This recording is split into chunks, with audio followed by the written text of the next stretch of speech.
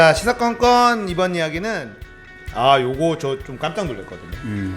러시아 군용기의 독도 인근 영공 침범.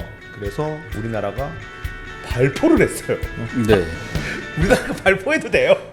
이게 너무 놀랬어. 위협 사격? 어쨌든 공고 사격 그런 거라고. 불공국을 상대로 촉을 사격을 했다. 그러니까요. 어쨌든. 자, 요 사건에 대해서 한번 정리를 해보도록 하겠습니다. 30년 차 밀덕으로서 네. 정말 이게 뭐냐면 원래 카디즈라고 있어요. 네. 우리나라 방공 식별구역이 있고 영공이 있는데 방공 식별구역이랑 영공은 조금 다른 개념이에요. 방공 식별구역은 뭐냐면 그냥 그 나라가 그냥 일방적으로 선포를 한 거예요. 여기에 들어오는 모든 외국 항공기는 식별이 되어야 된다. 그리고 외국 항공 함부로 들어오면 안 된다라고 자국에서 지정을 한 겁니다. 그게 방공식별구역이에요. 그래서 방공식별구역은 우리나라 한중일이 다 서로 각자 발표했기 때문에 한 제주도 아래쪽 가면 다 겹쳐 있어요. 다 겹쳐 있어서 막 일본 초계기가 막 방공식별구역 침범했니 많이 하고 있는 것도 어떻게 보면 그냥 항상 그냥 일어나는 일. 티격태격 하는 거예요. 근데 이번에는 우리가 영공이라고 선언한 지역을 이제 러시아랑 중국 항공기가 들어왔는데 근데 이번에는 23일이었는데 그때는 러시아랑 중국이 같이 합동훈련을 합니다. 합동훈련을 하는데 이게 전기 초계 비행 비슷한 거예요. 전기 초계 비행 비슷한 건데 네네. 근데 러시아는 이 초계 비행을 냉전 시대부터 해왔어요. 네. 모든 지역에서. 그래서 어떤 거냐면 이거는 전투기가 아닙니다. 전투기가 아니고 초계기구나. 항속거리가 겁나 긴 폭격기 같은 거예요.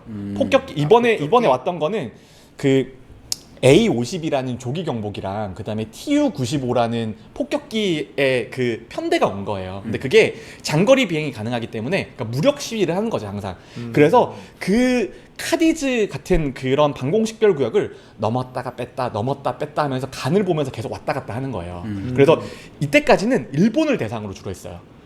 일본을 이때까지 대상으로 러시아랑 중국이 일본 방공식별구역을 들어갔다 나왔다 하면서 그냥 계속 간을 보는 거예요. 툭툭 찔러보는 거구나. 계속 간을 보는 거예요. 나 우리 여성 기분 나쁘지? 예, 계속 간을 보는데 근데 이제 한국 방공구역도 러시아가 자주 침범을 했습니다. 네. 그러니까 한 90년대, 한 2000년대 초반까지는. 네. 그때는 그냥 일상이었어요.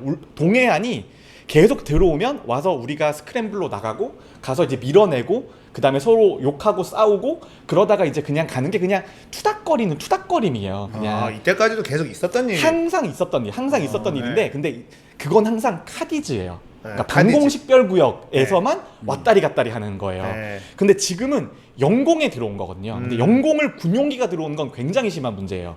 그렇죠. 이거는 네. 일본이 우리 수출 지금 반도체가 건드린 거. 거의 그 정도 문제예요. 네. 그 정도 문제여서 이게 어떻게 이제 됐었냐면 한국군은 이때까지 카디즈에서 왔다 갔다 하는 것들은 투닥거림이었으니까 어떤 식으로 대응을 하냐면 비행기가 이렇게 날아가잖아요. 그럼 비행기 옆에 딱 붙어요.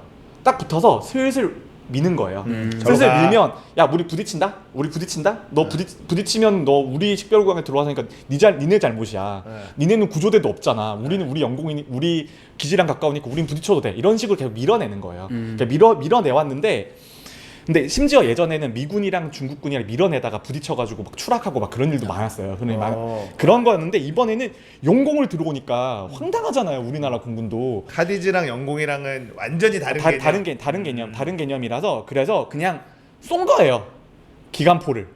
야 나가 이씨 뭐야 이거 나가 바바바바방 했더니 이제 그 러시아 군용기도 뭐야 하면서 그냥 바로 나간 거예요. 그러니까 제가 보기에 오랜 밀덕의 관점으로 보면 이제 그런 정도의 사건인데 네. 근데 지금 시기가 너무 미묘하잖아요. 사실 시기가 너무 미묘하고 이게 심지어 그게 영공이 독도 영공이에요. 독도 영공에 일본이 뭐라 그랬어요? 우리 영공에 왜 들어왔냐? 그래서 일본도 화를 낸 거 아니에요. 그러니까 일본도 화를 냈어. 이것들이. 그래서 이제 일본은 우리 영공 왜 들어왔냐? 그다음 우리나라 영공 들어와서 경고 사격했다. 그다음에 러시아는 뭐야 그런 상태였는데 이제 그때가 이제 지금 하도 이쪽이 시끄러우니까 전 세계에 속보로 다 나갔죠.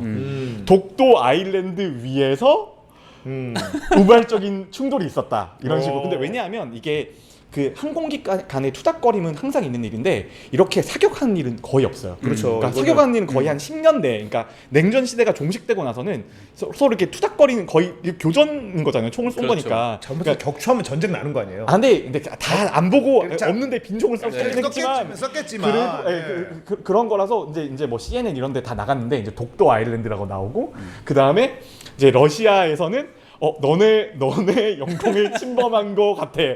그런 식으로 나오니까 이제 지금 단일 감정이 있는 시점에서는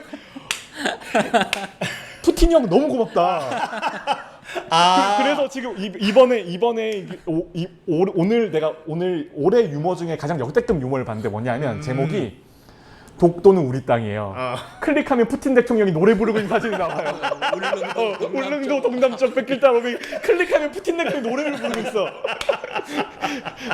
이제 그런 상황이에요. 근데 이제 이게 정치적으로 지금 당연히 이용되고 있어서 지금 청와대에서는 러시아가 굉장히 사과했다라는 식으로 발표를 했는데 근데 국방부에서 이제 방금 전까지 들어온 이제 최신 그 기자회견에서 뭐냐면 아직까지 유감 표명은 없었고 오히려 러시아에서는 그런 일이 없었고 너네들이 너무 과민 대응한 거다라는 식으로 연락이 왔다. 그렇게 되어 있는 상황이에요. 지금 상황까지는.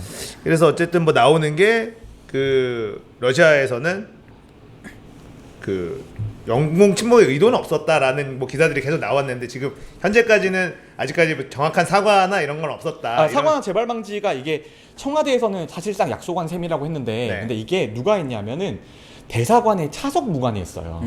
대사관의 무관 중에도 두 번째 무관이 있거든요. 근데 차석 무관이었던 것 같아요. 그래서 근데 그 정도면 급이 되게 낮아요. 국방장관이 한 것도 아니고 무슨 대사가 직접 한 것도 아니고. 근데 이게 그 러시아 입장에서는 굉장히 계획됐다고 보는 게 그 지금 이거 생기자마자 러시아 대사를 초치했거든요. 근데 러시아 대사가 본국에 휴가를 가 있었어요.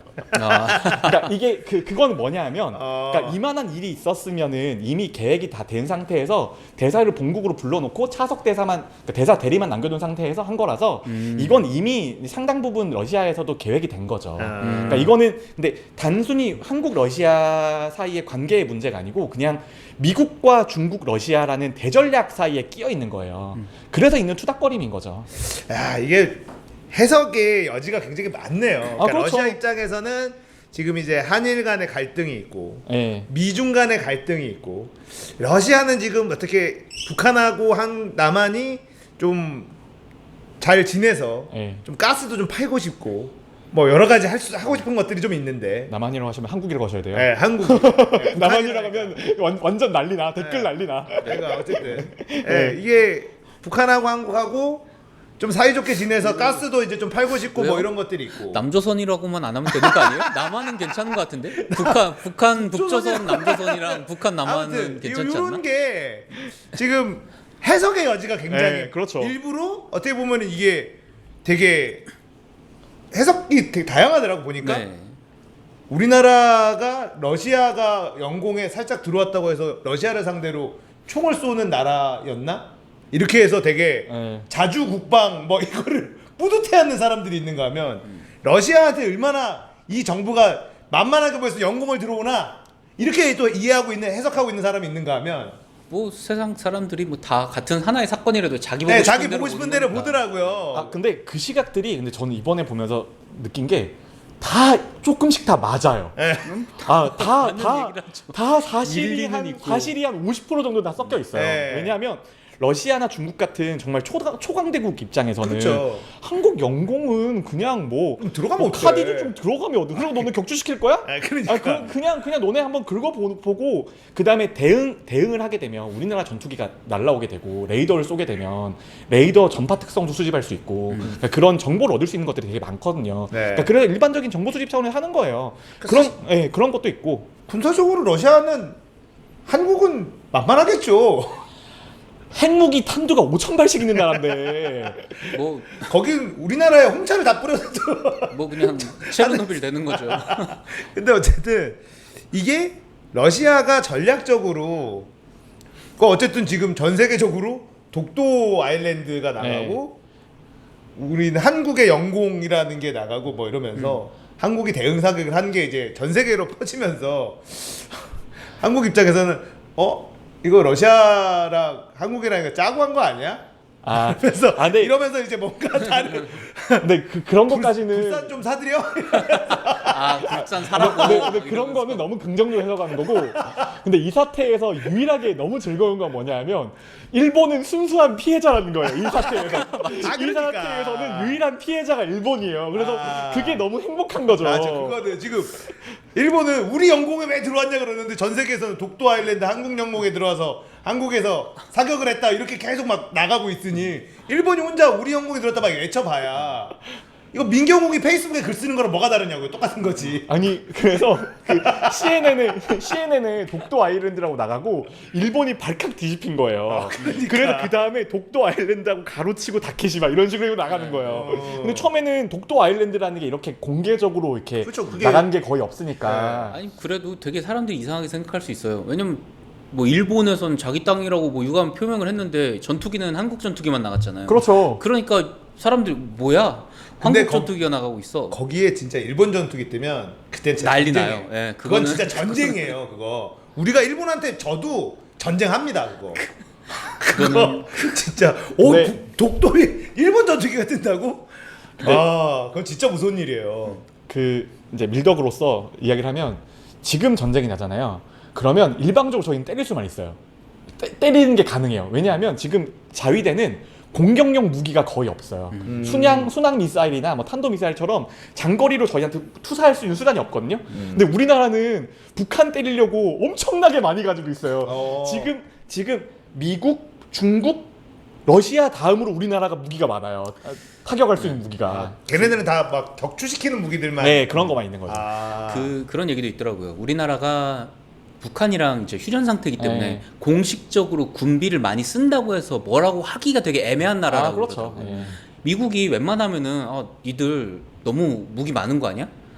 사지 마 이렇게 얘기를 할 수가 있는 대부분의 나라한테는 그렇게 간섭을 할 수가 있는데 한국은 우리 북한이랑 지금 휴전 상태인데요. 이러면은 미국에서 그래 니들 좀 무기 좀 사고 해 이렇게 얘기를 할 수가 있어서 우리가 미국에서 제일 큰 손이잖아요. 아 미국에서 근데 그 제일 큰 손까지는 아니고요. 왜냐하면 일본은 저희가 사는 단위수가 달라요. 그러니까 우리나라 해상 초계기가 P3 같은 거는 예전에 8대 샀다가 8대 사서 이제 겨우 16대 굴리거든요. 일본은 그냥 100대 있어요. 그런 식이에요. 그래서 우리랑 그 이번에 뭐 F-35처럼 스텔스 전투기 같은 것들도 단위수가 2~3배 달라요. 일본이 훨씬 더 큰 손이고 그리고 일본이 구매 조건이 우리나라보다 더 좋아요. 대부분의 경우. 그렇죠. 많이 사는 데를 더 좋게 해주는 게 아닐까. 근데 그렇죠. 그 군사동맹 순위에서 미일 동맹이 한일 동맹보다 항상 약간 우선순위예요. 그것도 웃기잖아요. 사실 일본이 미국을 그렇게 때려가지고 2차 세계대전 때 미국이 일본 그냥 꿀밤을 세게 빡 매은 거잖아요. 근데 미일 동맹이 강하다 이런 것도 어떻게 보면 되게 아이러니한 근데 일이죠. 국제사회에는 영원한 적도, 영원한 친구도 없는 거니까. 맞아요. 그때는 이제 러시아랑 중국이 적이었으니까 이제 일본을 조금 더 키워주고 경제적으로 잘 살게 만들어주고 동맹을 강화하자. 그리고 한국도 그 다음에 이제 들어간 거라고 얘기를 하는 사람들도 많이 있더라고요. 자 이게 이제 이어서 또 얘기를 할 건데 지금 볼턴? 네, 볼튼.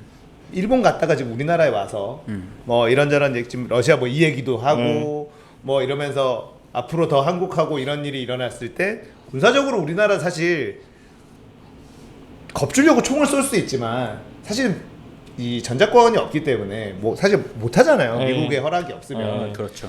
그래서 이제 뭐 그런 한미 동맹에 대한 뭐 멘트도 주고받고 하는데 일본에 대해서 이제 어떻게 할 거냐. 우리는 계속 그걸 물어보는 것 같아. 일본은 지금 우리 자꾸 때리고 있는데 미국 너희들 아무것도 안 할 거냐. 근데 그 얘기가 나와요. 미국은 일본한테 또 무역 그 불균형에 대한 요구를 네. 할 거다. 트럼프는 네. 예, 이렇게 경제 할 거다. 예, 그거를 할 거다라고 하는데 자 그러면 여기서 또 다음 이야기로 자연스럽게 좀 넘어가 볼까요? 잠깐 오늘 볼턴이 한 큰 사건이 있습니다. 아 뭔가요? 볼턴이 이인영 대표를 안 만나고 나경원 대표만 만나줬어요.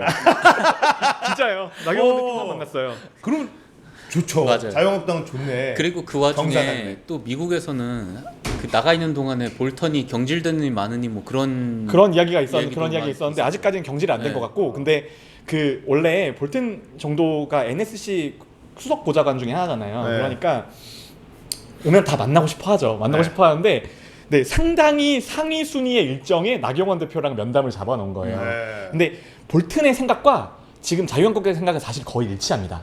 거의 그리고- 이념적 동지예요, 사실. 그리고 볼튼이 대표적인 친일 인사라고 알고 네. 있어요. 그래서 만약에 한국에 와가지고 이런저런 얘기를 할 때 일본 입장에서 많이 이제 얘기를 할 것이다라는 추측도 있죠. 근데 자유한국당은 경사죠. 미국에서 민주당 안 만나고 우리만 만나줬다 그러면 아, 행복하죠. 지지자들은 여당 안 만나고 아, 야당 그렇죠. 만나주는데.